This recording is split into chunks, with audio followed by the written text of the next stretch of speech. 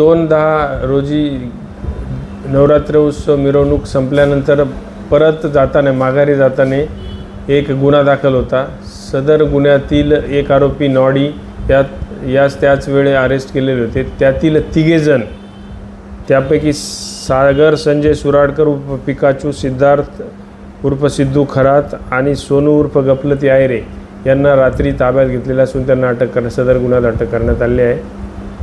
Sir, यांच्यावर प्रतिबंधात्मक काय कारवाईची त्यांना आता अटक केलेली आहे, तपास सुरू आहे, त्यांच्यावर योग्य ती प्रतिबंधक कारवाई केली जाईल।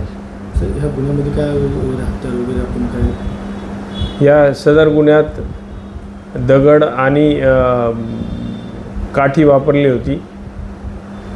तपास चालू असून सर यांची पार्श्वभूमी वगैरे काय, गॅंग वगैरे चालतं असं काय? यांच्यावर 6-7 गुन्हे दाखल आहेत दोघांवर।